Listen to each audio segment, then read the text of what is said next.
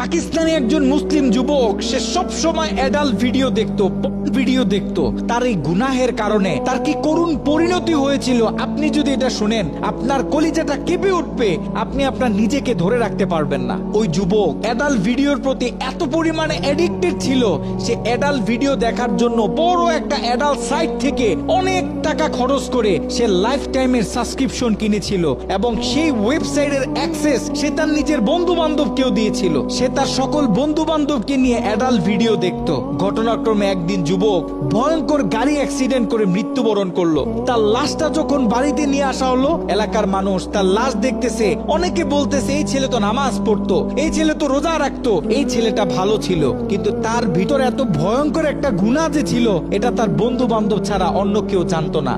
সকলে মিলে তাকে দাফন করে যখন বাড়িতে চলে আসলো, ওই ছেলের মা গভীর রাত্রে মোনাজাতে আল্লাহর কাছে দোয়া করতেছিল, আল্লাহ আমার ছেলে যদি কোনো ভুল করে থাকে তুমি আমার ছেলেকে ক্ষমা করে দাও, আমার ছেলের কোনো গুনাহের কারণে তুমি তাকে জাহান্নামে দিও না, তার কবরটাকে জান্নাতের টুকরা বানায় দাও। দোয়া করতে করতে মা এক পর্যায়ে ঘুমিয়ে পড়লো।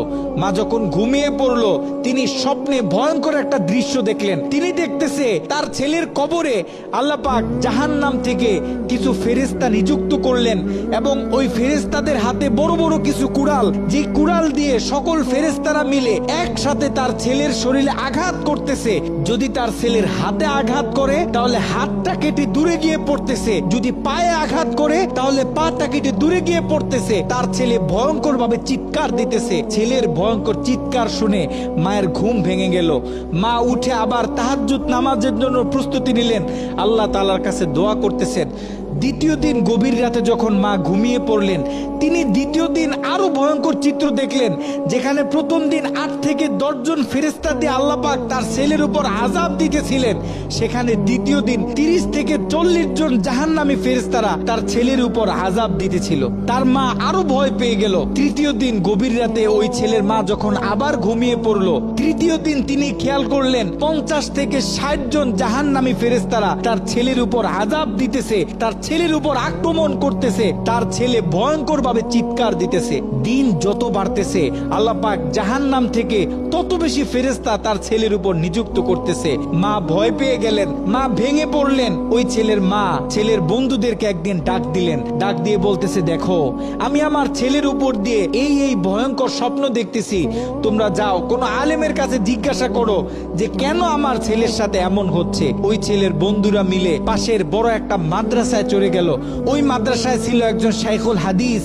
তার কাছে গিয়ে যখন পুরো স্বপ্নটা ব্যাখ্যা করা হলো, শাইখুল হাদিস স্বপ্নটা শুনে তিনি থরথর করে কাঁপতেছিলেন। শাইখুল হাদিস ওই ছেলের বন্ধুদেরকে জিজ্ঞাসা করতেছে, তোমাদের বন্ধু দুনিয়াতে থাকা অবস্থায় এমন কি কোনো গুনাহ করত যেই গুনাহ তার মৃত্যুর পরে এখন অন্য মানুষ করতেছে? তখন ওই ছেলের বন্ধুগুলো মাথাটা নিচের দিকে আসামির মতো দিয়ে চোখের পানি ছেড়ে বলতেছে, হ্যাঁ আমাদের বন্ধু এমন একটা গুনাহ করত যেই গুনাহটা সে পৃথিবী থেকে চলে যাওয়ার পরেও এখন আমরা করতেছি, আমাদের থেকে অন্য মানুষেরা করতেছে, তাদের থেকে অন্য মানুষেরা করতেছে। আমাদের বন্ধু অ্যাডাল্ট ভিডিও দেখতো, সে একটা সাইট থেকে সাবস্ক্রিপশন কিনেছিল, সেই মেইল পাসওয়ার্ড আমাদেরকে দিয়েছিল, আমরা আমাদের বন্ধুদেরকে দিয়েছি, তারা তাদের বন্ধুদেরকে দিয়েছে। এরকম করে এটা আস্তে আস্তে ছড়িয়ে পড়তেছে। ওই আলেম বলতেছে, শোনো, তার এই গুনাহ পৃথিবীতে যত মানুষ করবে, দৈনিক যত মানুষ এই গুনাহের সাথে লিপ্ত হবে, আল্লাহ পাক জাহান্নামের তত বেশি ফেরেশতা তোমাদের বন্ধুর উপর আযাব দেওয়ার জন্য নিযুক্ত করে দিবেন। নাউজুবিল্লাহ। যত সম্ভব পারো তোমরা এই ওয়েবসাইটের অ্যাক্সেসটা বন্ধ করার চেষ্টা করো। ওই ছেলের বন্ধুরা অনেক কষ্ট করে সেই অ্যাডাল্ট সাইটের এডমিনদের সাথে যোগাযোগ করতে সক্ষম হয়। তারা সেই এডমিনদেরকে জানায়, এই অ্যাকাউন্টের যে মালিক সে গত কয়েকদিন আগে মারা গেছে, আমরা চাই এই অ্যাকাউন্টটা চিরদিনের জন্য বন্ধ করে দেয়া হোক। কিন্তু সেই এডমিন প্যানেল থেকে সেই ছেলের বন্ধুদেরকে জানানো হলো যে এটা কোশ্চিন কালেও সম্ভব না, কারণ আমাদের থেকে যারা লাইফ টাইম সাবস্ক্রিপশন নেয় তারা হচ্ছে আমাদের প্রিমিয়াম কাস্টমার, আমরা তাদেরকে হাই সিকিউরিটি দিয়ে থাকি। তারা যখন আমাদের থেকে কোনো প্যাকেজ নেয়, আমাদের থেকে কোনো অ্যাকাউন্ট নেয়, আমরা তখন তাদেরকে মেইল দিই, পাসওয়ার্ড দিই এবং আমরা তাদের হাতের ফিঙ্গার নিয়ে থাকি। আপনারা হয়তোবা তার অ্যাকাউন্টের মেল পাসওয়ার্ড দিতে পারবেন, কিন্তু তার হাতের ফিঙ্গার তো আর আপনারা দিতে পারবেন না। তার হাতের ফিঙ্গার যদি ম্যাচ না করে তাহলে আমরা এই অ্যাকাউন্ট অফ করতে পারবো না। নাউজুবিল্লাহ। একটু চিন্তা করে দেখেন, ওই ছেলের রেখে যাওয়া অ্যাকাউন্ট থেকে যত মানুষ খারাপ কাজে লিপ্ত হবে, যত মানুষ পর্ন ভিডিও দেখবে, তত গুনাহ তার আমল নামায় যেতে থাকবে।